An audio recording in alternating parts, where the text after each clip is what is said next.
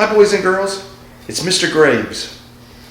I'm so happy that you've decided to join me for a bedtime story on Christmas Eve. You must be so excited, and I'm so excited too. So I'm all bundled up here, and I hope you are. I hope you got your favorite blanket, your stuffed animal, you've got your pajamas on. So I'm going to be reading to you one of my favorite holiday stories. It's called An Elf for Christmas by Michael Garland. And this is what the cover of it looks like. And I'm so excited to share this with you. So sit back, relax, and here we go. An Elf for Christmas. The North Pole wind whipped the night air outside Santa's workshop, but the elf named Harmonious Tingle was too busy to notice. Tingle, which is what everyone called him, was hard at work tightening the wheels on each toy airplane that came down the assembly line. Although Tingle was only one elf among many, he liked to think of himself as the best of Santa's workers. That night he had worked longer and harder than any of the other elves. He loved his job and wanted Santa to be proud of him.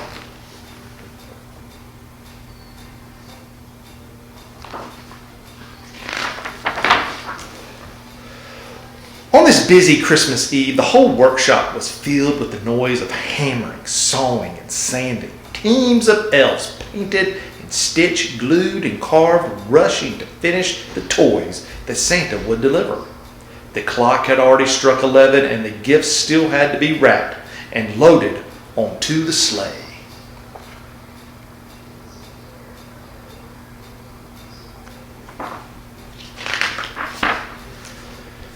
Tingle installed the steering controls on the very last plane of the year. This plane looks so real, he said to himself. I think it's the best one I've ever made. He climbed into the cockpit and sat down to admire his work. Though Tingle felt proud and happy, every part of his little body ached with tiredness. He closed his eyes to rest for just a moment. Instead, he fell into a deep sleep. Beep. Beep, beep. The departure buzzer blared through the workshop. The last toy plane moved down the assembly line to the wrapping department, where it was hoisted into a box. None of the elves noticed Tingle or heard his little elf snores as they closed the lid and wrapped up the box.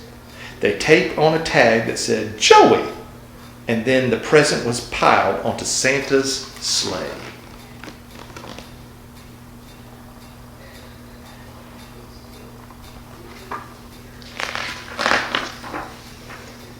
And here it is, getting loaded onto the sleigh.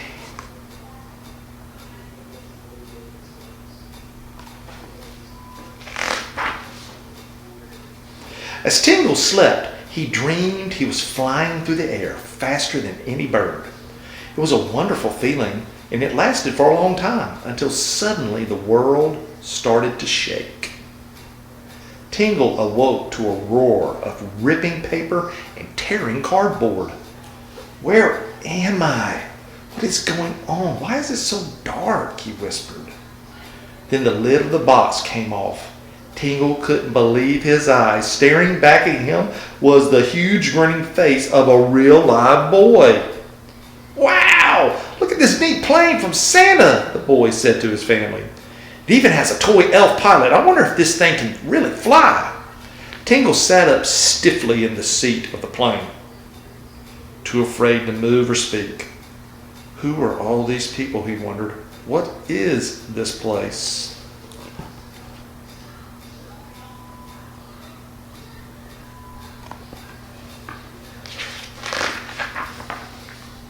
Before Tingle could answer his own questions, the boy pressed the start button behind the cockpit. The engine buzzed and the propeller whirled. When the boy let go, the plane arced across the room. The dog went leaping and barking after it. Tingle hung on, keeping his eyes closed. Before long, the plane crashed into the Christmas tree. Tingle tumbled through the branches onto the floor. The boy ran over and picked him up. Tingle felt dizzy, but he just held his breath, staring straight ahead. "Be careful, Joey," his mother warned.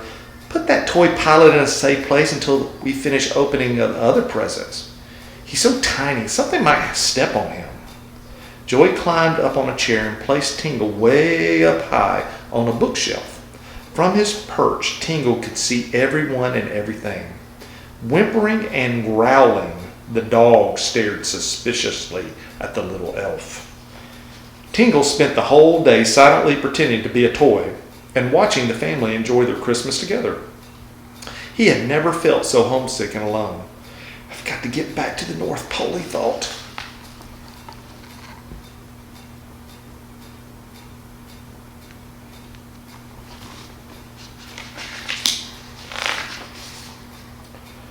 When the family finally went to bed and the dog was peacefully snoring, Tingle allowed himself to move. He slumped down against the bookshelf and stretched his aching legs. "I know I can't bother Santa," Tingle thought. "After his big night, he always takes a long nap. No, I'll have to find a way home on my own." Then he came to him a wonderful, magical idea. I wonder if I could fly home. Carefully, Tingle climbed down from the shelf and tiptoed past the sleeping dog.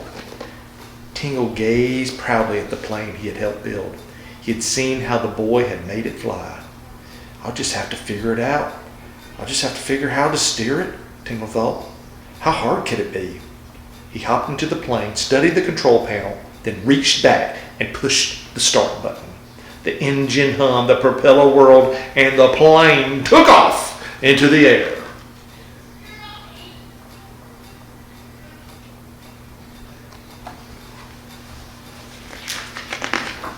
This ought to be fun. The dog woke up barking wildly. He nipped and jumped at the circling plane. Tingle worried that the dog would wake the family. But then a bigger worry seized him. He had forgotten that it was the winter and all of the doors and windows in the house were shut. "How will I ever get out?" Tingle moaned. "I wonder how he's going to get out." The dog kept barking louder and louder. Before long, Tingle saw Joey clumping down the stairs. The plane dipped and turned. Tingle did his best to keep it steady, but it wasn't easy. As Tingle flew around the room once more and swerved towards the fireplace, he had an idea. He would get out the same way that Santa got in.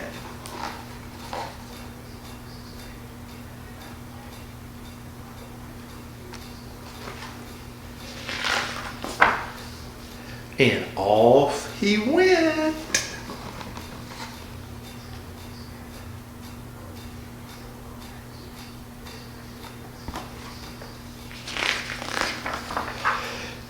Tingle experimented with flying the plane.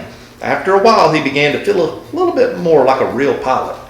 Flying is a little more difficult than I thought, but I'm beginning to get the hang of it. He did a few barrel rolls just for fun. It was thrilling to see the world from so high up, but looking down at the wide expanse of Earth, Tingle had a moment of panic. How do I know I'm flying in the right direction? Then he remembered, I live in the North Pole. I can just go north by following the plane's compass. Tingle settled back to enjoy the changing scenery. The plane passed over hills, towns, glittering cities, fields and forests, and then nothing but small islands floating in the sea.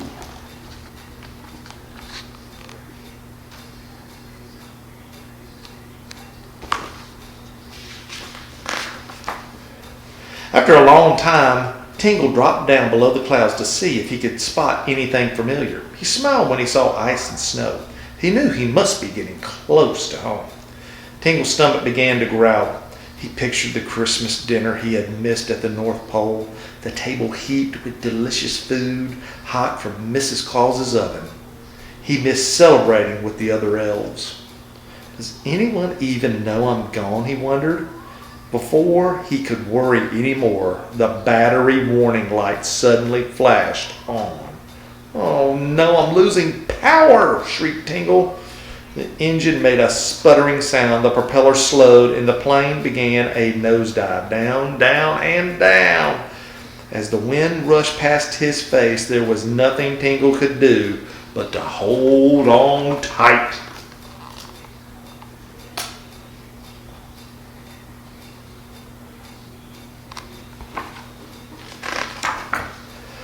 The plane plummeted from the sky and plowed with a whoosh into a snowdrift. A big cloud of snow rose into the air, and then there was silence.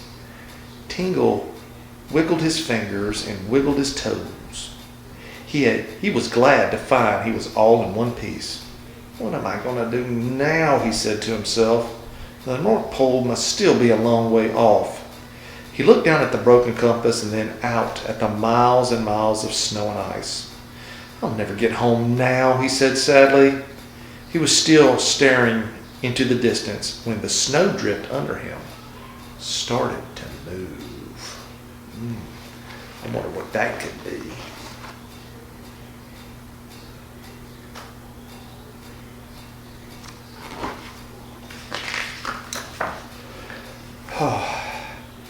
It was no snowdrift. It was an enormous napping. What's white and lives by the North Pole? In the Arctic? Ooh, it would be a polar bear. Oh, how do I get myself into such trouble? Groaned Tingle, but he needn't have worried. The polar bear just chuckled and lowered his head so that Tingle could slide to the ground. Realizing the bear was friendly, Tingle quickly explained who he was and what had happened to him. The bear listened carefully and then nodded. "You are still a long way from home, but Santa is a good friend of mine. I would be happy to help you get back to the North Pole."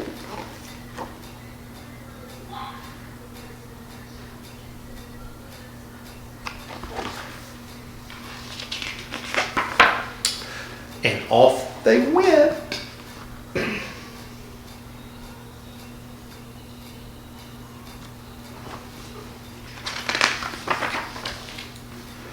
At last, they reached Santa's workshop. As Tingle slid to the ground, the door burst open and Santa, Miss Claus, and all of the elves spilled out. "Hooray! Tingle is back!" they shouted. "Welcome home, Tingle!" The elves gave the bear some fish and thanked him for helping their friend. Then Tingle went inside to enjoy the Christmas dinner they had saved for him. In between bites, he told the elves his tale of daring adventure. "I'm proud of you, Tingle," said Santa. "I knew you wouldn't forget our old saying. If there's no one around to help an elf should help himself." "You've had a very busy Christmas," Santa said. "Why don't you go on to bed and get some sleep?" "Soon," said Tingle, "but right now there's one more thing I have to do." I wonder what that one thing is. I think I know. Santa's Workshop, North Pole. Dear Joey, we here at Santa's Workshop apologize for any inconvenience the recall of your toy plane must have caused. I hope you enjoy the new replacement. Merry Christmas. Harmonious, Tingle.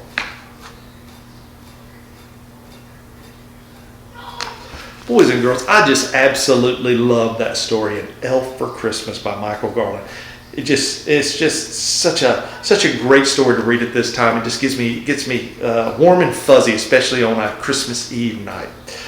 Boys and girls, I hope you guys are going to be going off to bed here soon, and that you enjoy Christmas. And I want to wish you and your family a Merry Christmas and a Happy New Year. And I'll see you around.